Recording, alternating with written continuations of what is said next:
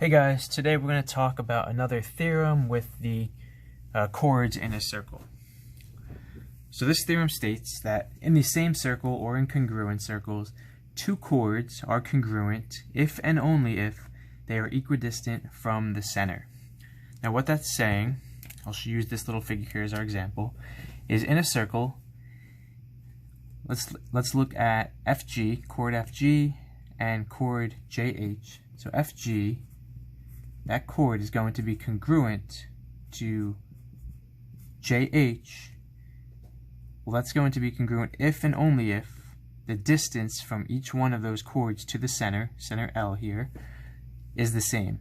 So this is going to be true if and only if, well, the distance from FG to L, that would be from X to L. That would be XL. So if that is congruent to, well, actually we're doing distance, so if XL is equal to, and then from Y to L, that would be the distance from J to H, or from JH to L. So that would be, YL. And this kind of works both ways. So if you know that this chord FG is congruent to JH, then you know they're the same distance from the center. So if you're given that you have the same, or you have congruent chords, you know the distance from the center is the same. It also works that if you know the distance from the center is the same, then you can conclude that the chords are congruent. So it depends on what information you're given, but you can use it either way.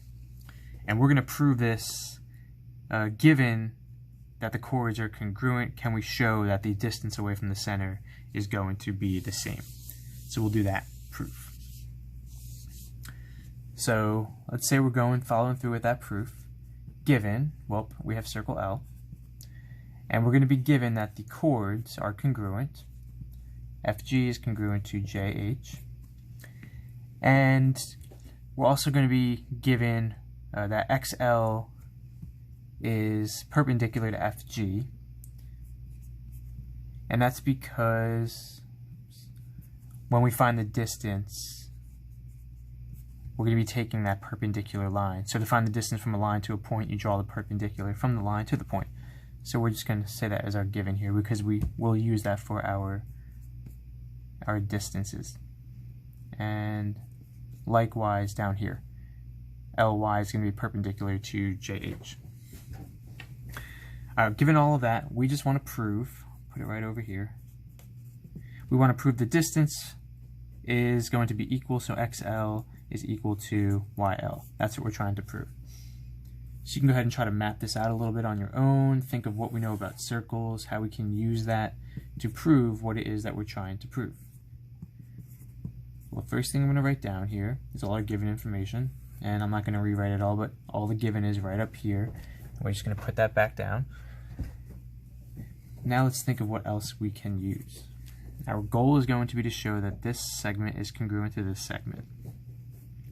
Well, something that we should know from our givens is we have some right angles here, so we're going to end up using that. But if we're trying to map this out, a good thing we can use here, and we've used them in past proofs with circles, is look at the radius. Let's look at the radius. From any point on the circle to the center, that represents your radius. And what's special is all radii are congruent. And you might notice that we have some nice right triangles here and here with some of the given information, like FG is congruent to JH. You might notice that using the radius here is going to help us have some congruent triangles, not similar triangles. Alright, so let's say our first step was to draw all these radii, and we know that they are going to be congruent.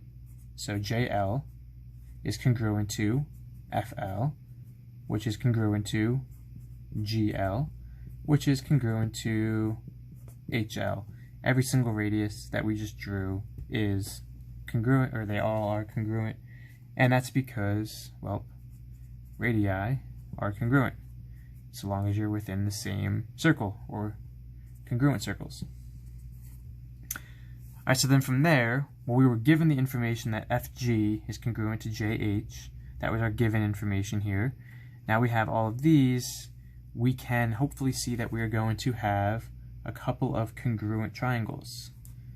triangle FGL would be congruent to triangle, well, FGL, say JHL.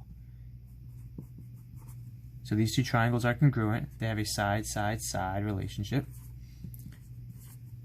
And we'll see what that unlocks for us. Now with those, we can use some other pieces of information. Again, we're going to be trying to prove that these two segments are congruent. So you might be able to figure out that if we can prove that two of these right triangles are congruent, then we would have corresponding parts.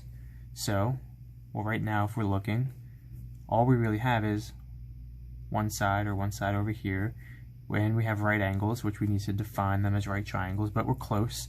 So we either need to find another side or we need to find an angle. And if you look at these two triangles, well, through CP/CTC, we can actually use an angle here.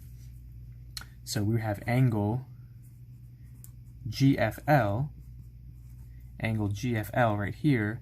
Well, that's going to be congruent to, well, GFL HJL. So it's congruent to angle HJL right here, from corresponding parts in congruent triangles. So now we have an angle, a side, and we have a right angle. So we can say, well, we have to define those as right angles because they're perpendicular. So we'll use angle FXL and angle JYL. Well, they are right angles. That's the definition of right angles. And then we could define these as right triangles if we want. We could also just say angle FXL is congruent to angle JYL, and that's because all right angles are congruent, so I'll go through that route. So now we have, well, these two triangles are going to be congruent. Triangle, we'll call it FXL, is congruent to triangle, well, JYL, and their relationship is angle side. They are congruent. And then by CP/CTC, hopefully we see now that, well, through CP/CTC, XL is congruent to YL. And we're really close to the end here. We had to show that their distances are the same, so we're going to go ahead and say XL is equal to YL, and that's the definition of congruent segments. And just like that, we've proven that if we know two chords are congruent, then their distance from the center, just what we have down here, is going to be the same. And just like that, we're all done. Alright guys, have a nice day.